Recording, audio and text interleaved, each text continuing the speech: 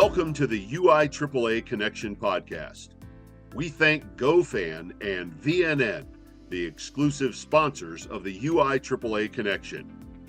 Now operating as one combined company, GoFan and VNN offer a seamless experience through digital ticketing and athletic websites. They make it easy to direct fans to one central place for schedules, communication, and tickets for both home and away events. We appreciate GoFan and VNN for their continued support and exclusive sponsorship of the UIAAA Connection podcast.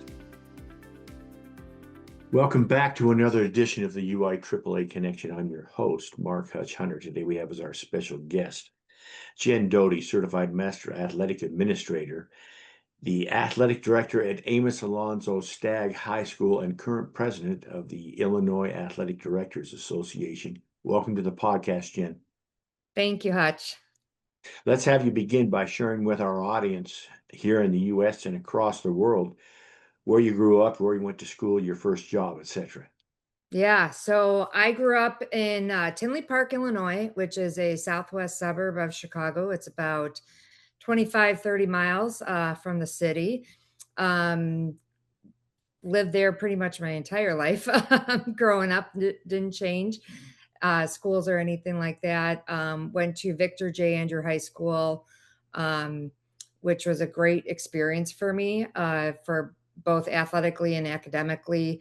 I'm actually still friends with my 7 best friends from high school. So that's kind of like the connection that town kind of brings to you. So played volleyball and softball at Andrew.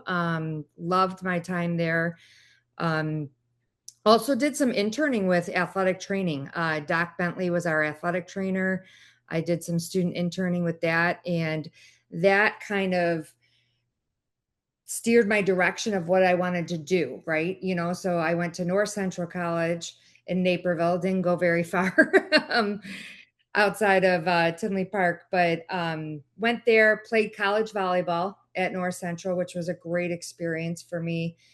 And then my goal was to be a PE teacher and athletic trainer, just like Doc Bentley was at school. So did my education at North Central, majored in athletic training along with secondary education.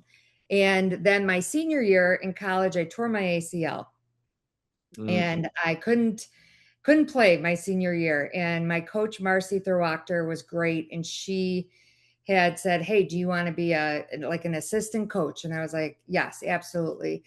And then I fell in love with coaching, which detoured my my experience because I ended up not sitting for the athletic training test, and I never became a full-time athletic trainer because I loved the coaching aspect of it so much. I loved the teaching aspect of it. I was in physical education, and my first job was actually at Lincoln Junior High in Naperville, and it was a middle school. And bless the hearts of those middle school teachers, because there's a special place for them. They are handling some tough kiddos there. But I loved my experience there. It was a short-term sub, and then I ended up going into. I got a job at Revis High School in Burbank, which is just outside the city limits of Chicago. And that's kind of where I started my career at. That's awesome. And I smiled when you said junior high. As far as I'm concerned, if you spend a career teaching junior high, you have a one-way ticket to heaven.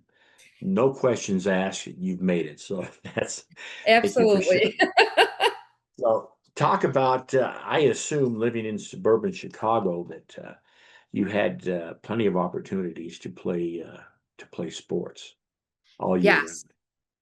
Yeah, I grew up in the 80s and early 90s in high school. And so when we grew up, there wasn't the travel circuit like there is now with athletics, right? I played on a travel softball team, but it really wasn't a travel softball team. It was through the Park District.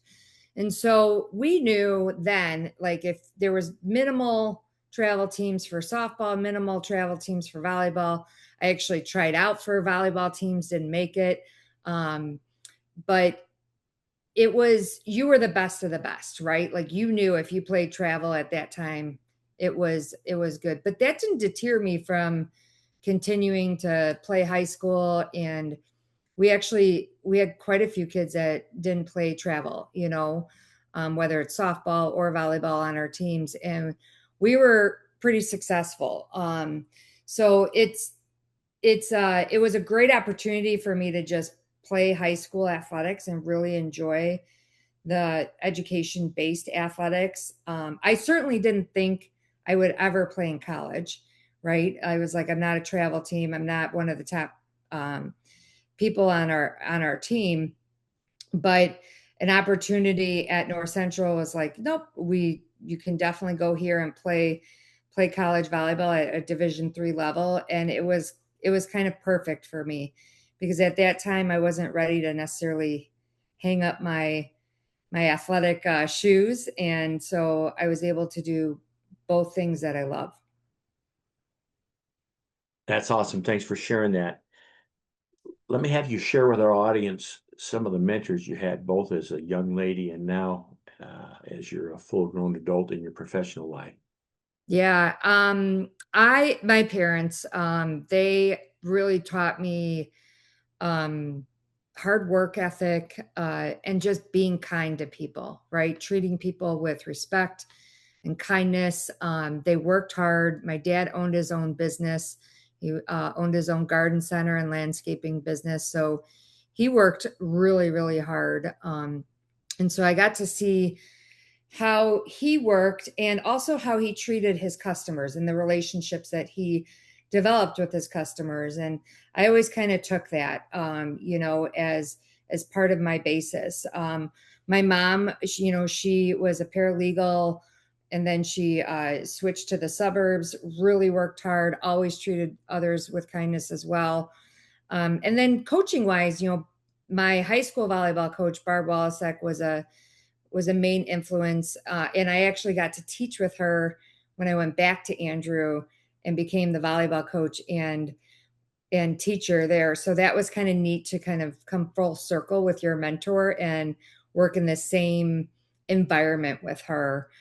I truly believe that everybody you meet throughout your lifetime has an influence on you, right? And provide some sort of mentorship. So I've always taken bits and pieces from everybody that I meet. Some good, some not so good, right? Of like, oh, yeah, I don't want to do that. But oh, I love how they do this. And so I think I was like more of a sponge and kind of took from everybody. Rich Pychek, Bob Fabrizio, Dave Brost, Ted Robbins. Those were key athletic directors around our area. Rich Pychek was actually my athletic director at Andrew, and he was the one who really encouraged me to get involved. When I said, I think I want to move into athletic administration, he got me hooked up with the NIAAA. I ended up getting my RAA, took classes so I could better prepare myself for those interviews. And so he really kind of mentored me and supported me along the way. And then Missy Mason, she was an assistant athletic director at Stagg High School.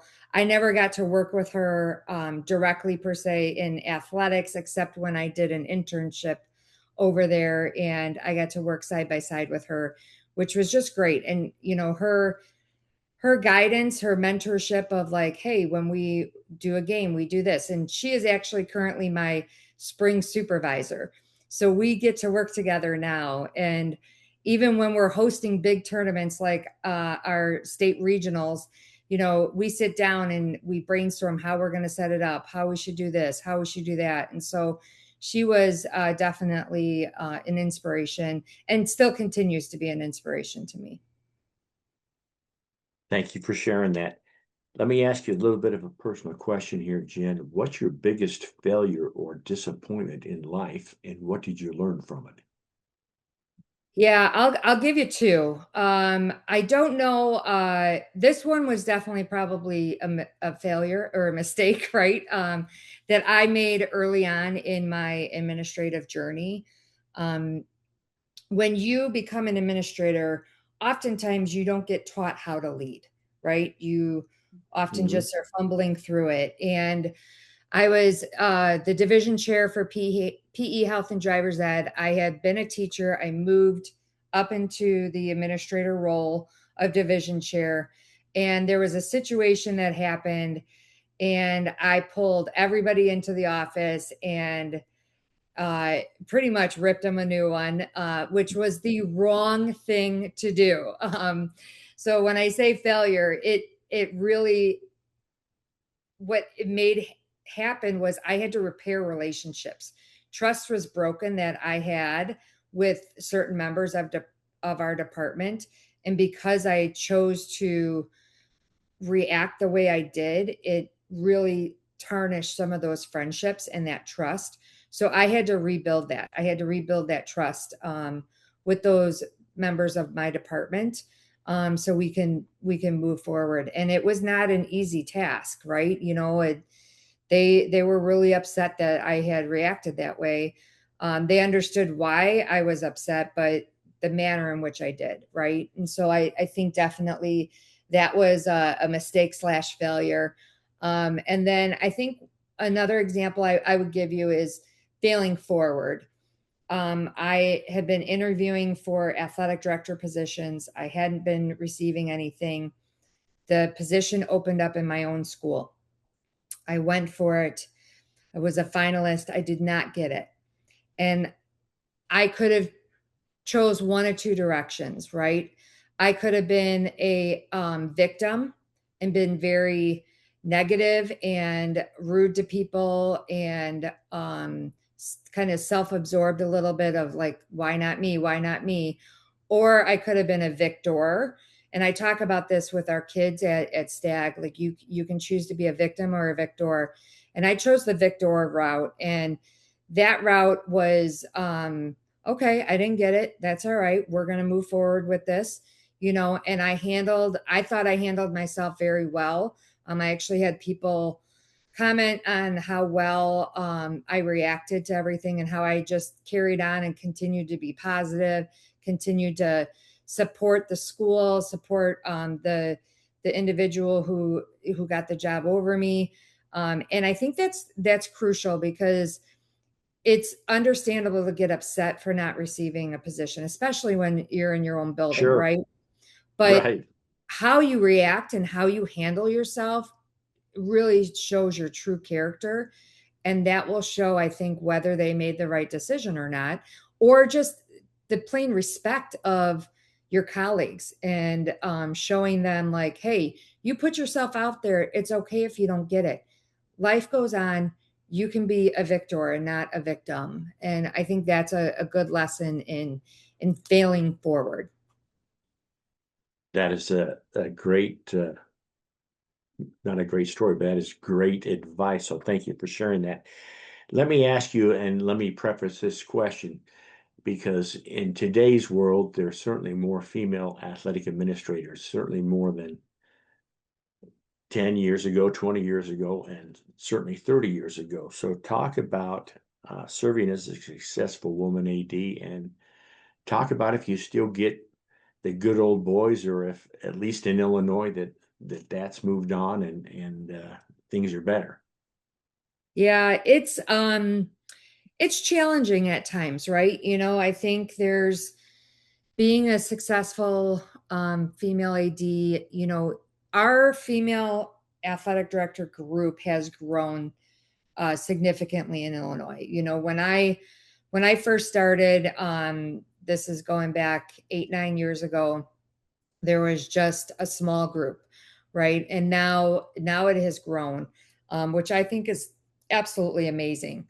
I remember my first conference, being an athletic director, and I got to sit with Becky Moran and Tina Woolard and Nicole Epson, and it was like there was our small group of females, right? And then like the next year or 2 years later, it grew a little bit. And it was funny. We were at our social and we all were sitting at one table, and the guys were like, why are you guys all sitting at one table? What's going on? Like they were almost like too nervous that we were all sitting together, you know? And we laugh about it because we're like, well, no, we're just sitting together. What's the big deal? You know? So I think it's grown, and I love seeing more women get into the profession.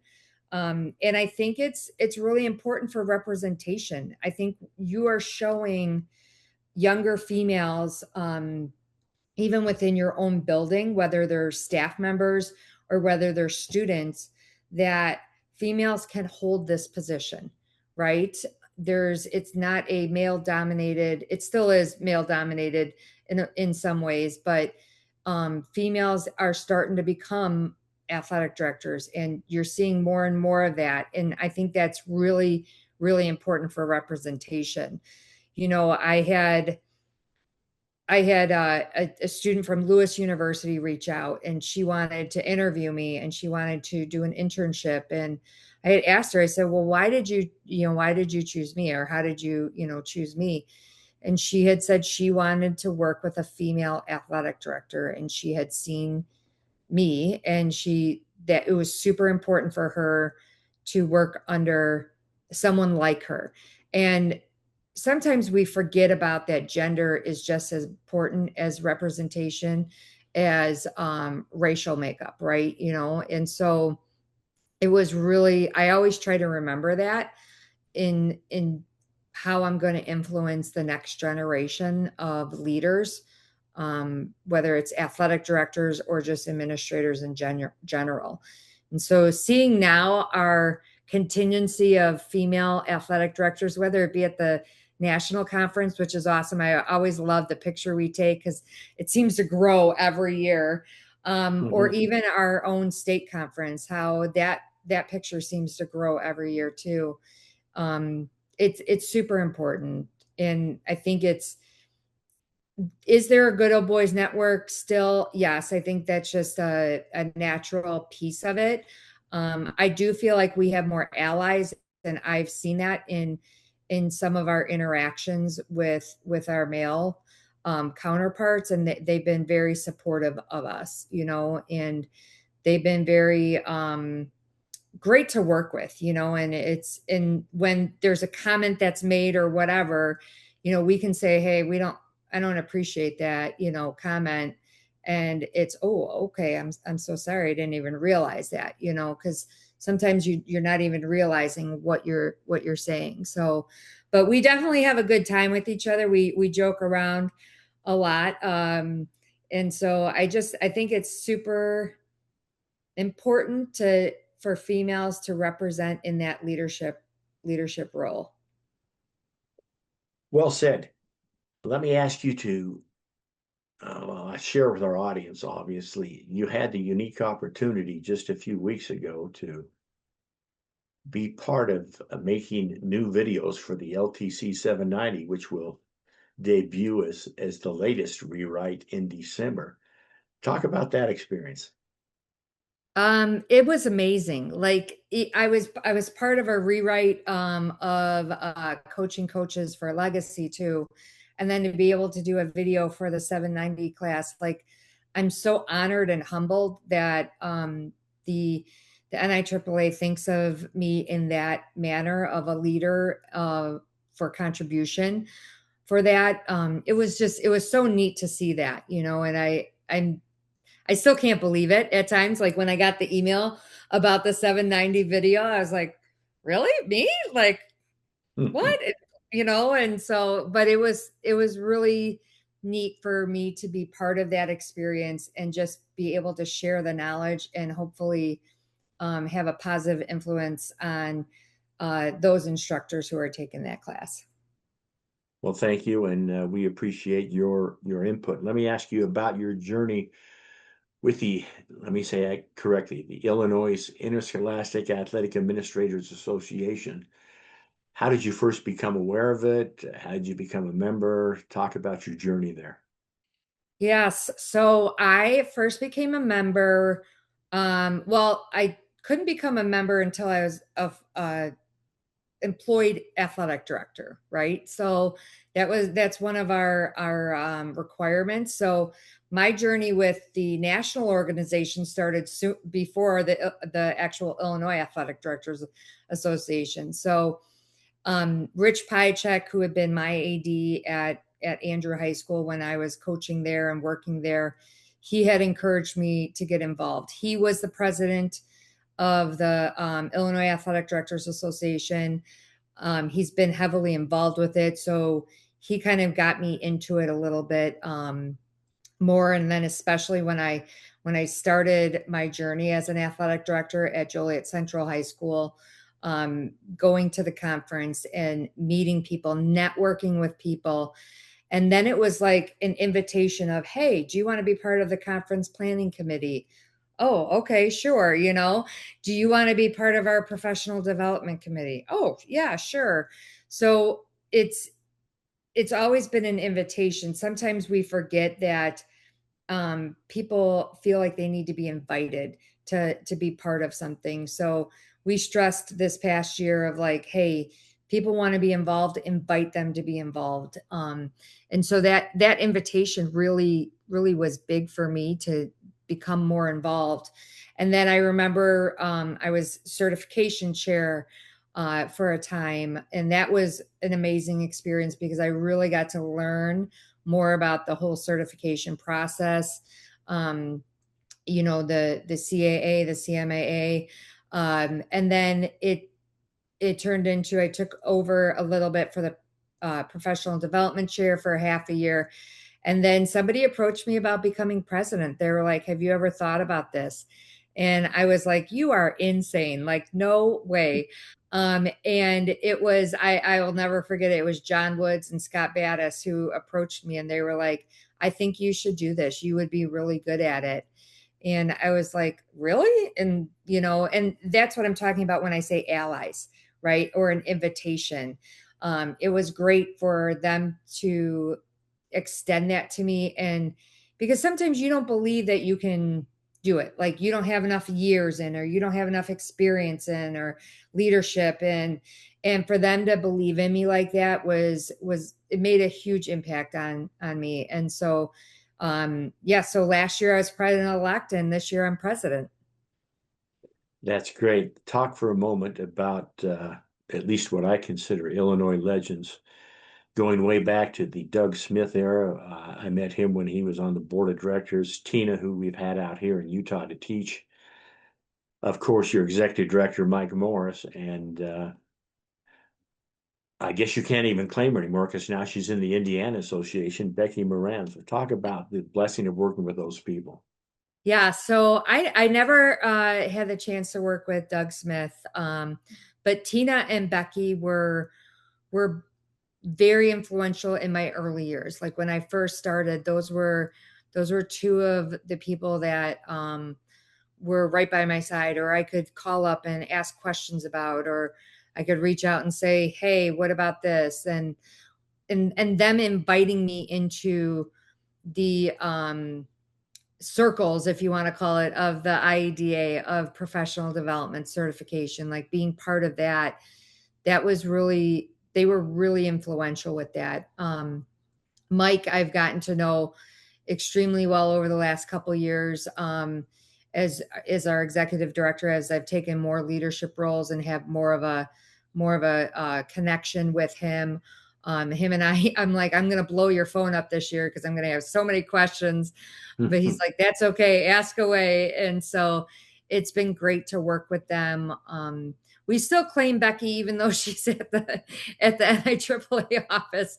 We still claim her as an Illinoisan, and we're so happy for her trajectory and the impact that she's making, even on a national level now.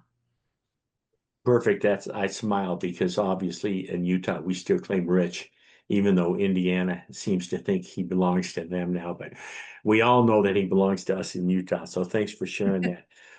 Jen, what's one common myth about athletic administration you'd like to debunk to the general public? That all we do is watch sports.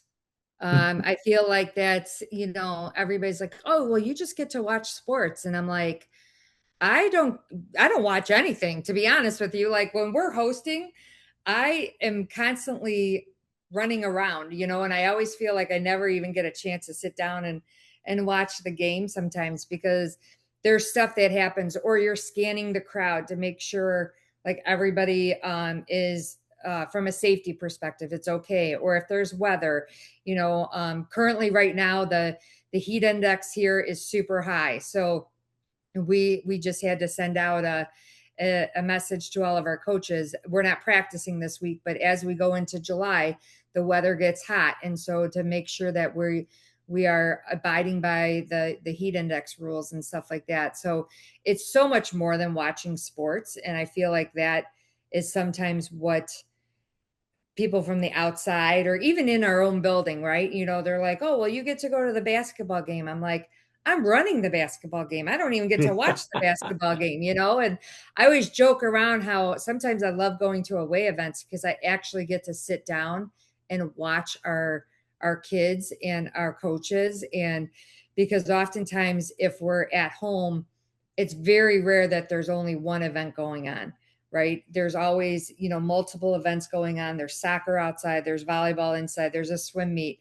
And so you're bouncing around from event to event, making sure it's going smoothly and stuff like that. So definitely it's much more than just watching sports.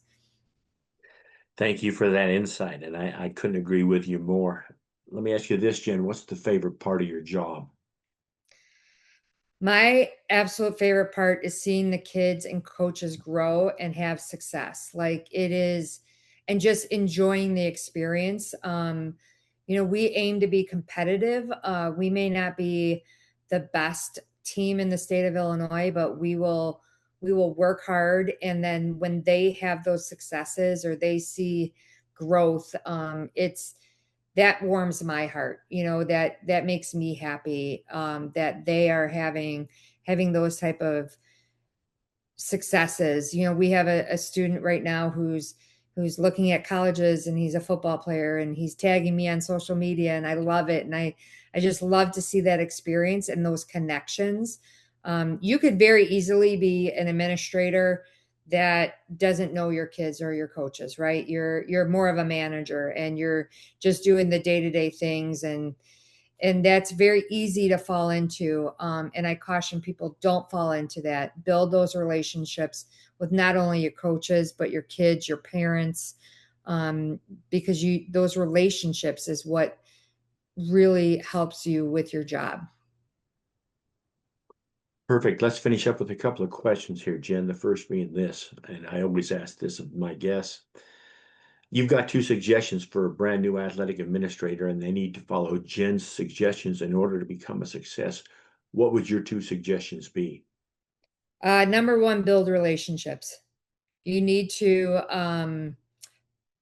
build relationships with your coaches, with your staff, and not just your coaches. Like you need to build relationships with your building and grounds people, those your event workers. Build relationships with everybody. Get to know them. They're people over the position, and we stress that, for coaches, we stress it, there's a person over the player. Get to know the person. And I think as a leader, that's the same thing. Get to know the person over the position. And then my second one would be slow down. You do not need to accomplish everything in the first year. Like, get to know what your department is like and what's going on. And then build off of that, get input from them. Don't build it in a silo, but you don't have to accomplish everything right away. Let me finish with this question. Jen, what question should I have asked you that I failed to ask? Oh gosh, I don't know. I think you nailed most of it on the head. I think even maybe something that veteran athletic administrators can learn from, because I feel sometimes we focus so much on newer athletic administrators, where even veterans can learn from others, right? And if you're a veteran athletic administrator, continue to learn from others. Don't think that you know everything.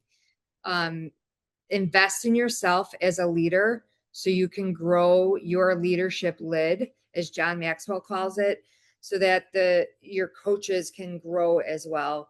I think sometimes we often forget about because we think, oh, they've been an athletic administrator for 10 years or so, they know everything, but they may not. And I think that's something that we need to continue to do, is be a continual learner.